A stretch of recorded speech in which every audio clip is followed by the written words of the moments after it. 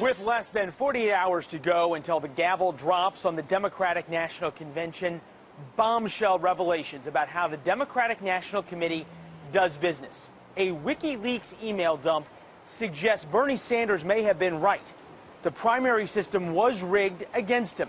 Here to weigh in, Harlan Hill, a former Sanders supporter who's now pulling for Trump, and Mark Levine, a radio talk show host who has for a very long time supported Hillary Clinton. Harlan, start with you right now. First, on the issue of Bernie Sanders, does this WikiLeaks dump, a lot of emails in there talking about his religion, talking about all sorts of other things, prove that Sanders was right all along?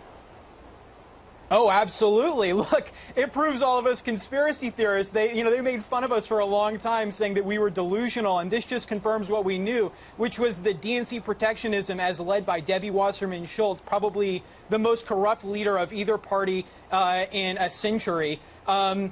She did everything in her power to advance Hillary Clinton and to suppress Bernie Sanders.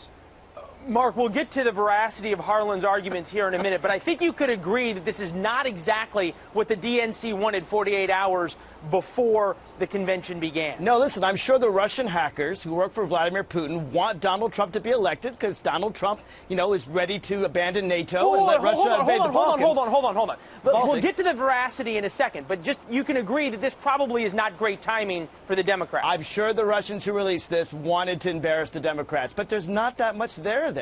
I mean, what you have is, for example, someone wrote Debbie Wasserman Schultz and said, we want to say that the Sanders campaign is a mess. And she wrote back and said, no, I have to stay neutral.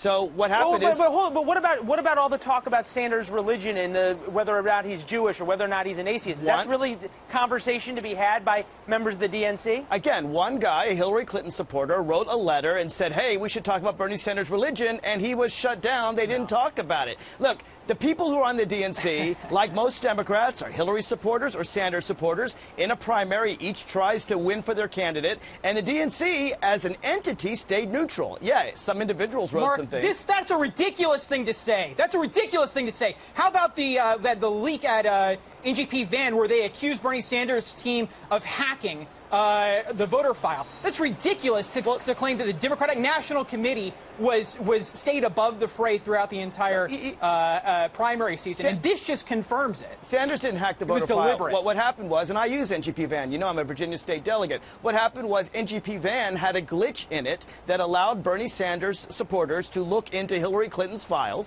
and the DNC said, stop doing that, and Sanders stopped doing that, and it was over. I mean, I think this is really a mountain out of a molehill. Oh my God. I cannot believe there was a lawsuit. The Sanders team was going to have to sue the DNC to get access to their own data.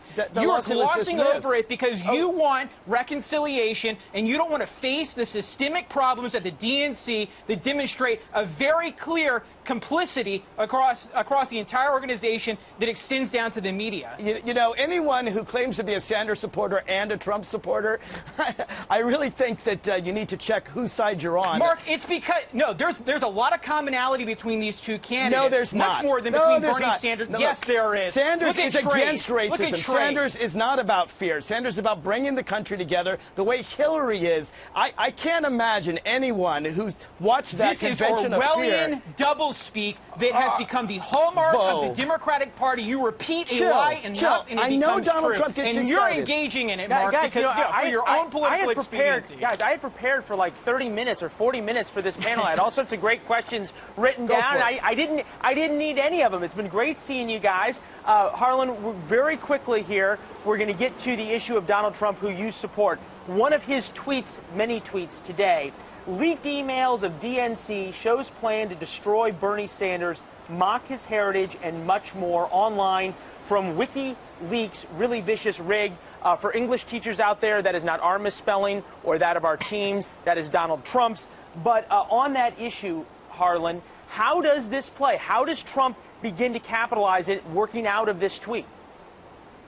Look, I mean, it's going to be tough for him at this point because, unfortunately, the mainstream media has been able to rebrand Donald Trump as a racist. And when you look at who he is as a man, that's not who Donald Trump is. They've made any sort of why did Paul Ryan call his comments racist? They've made any sort of attempt to reform immigration to be a racist issue, and I find that to be very Even offensive. Paul Ryan said that Donald Trump made racist racism. comments. The heart of it is this: Bernie Sanders supporters are never going to go to Donald Trump. These are progressive people who care about equality in America. The polls don't actually substantiate that claim. The facts don't substantiate that at all. You look at the West Virginia exit polling, among a lot of other exit polling, they show 40% of Bernie Sanders supporters could be convinced to go to Trump, and you're sitting here talking to somebody who's a Bernie Sanders supporter who already went to Trump. Isn't this something that Hillary Clinton needs to be worried about? I think Harlan is rarer than a unicorn eating Greek cheese on the moon. All right? Actually, those West Virginia polls are very interesting. What they show was that Trump supporters Harlan, is that a compliment? It's very rare. I'll take it as one, because I'd much rather conform to the ideals of the Democratic Party as I've understood them for a long time than this new Democratic Party that's forming out of the Hillary Clinton campaign. Raise minimum wage, increase wages, increase jobs, things that Hillary Clinton and Bernie Sanders believe. I'm not for those things if you raise them. Look, if we go to $15, unfortunately, this is something that I didn't agree with on what did you agree with that Bernie Sanders stood for? If we go to $15, what did you agree with that Bernie Sanders stood for? Let me finish. Well, trade, that's the biggest issue in my mind. Look, the middle class has been gutted in this country. Right, and Donald Trump is sending jobs abroad. Well, why is your candidate going to China and firing Americans to do it? Why is your candidate doing that personally? Oh, my God. Let's take a step back here. It's very clear that the policies of the Clinton administration in the 90s, which Hillary has supported since, but Donald Trump does outsourcing.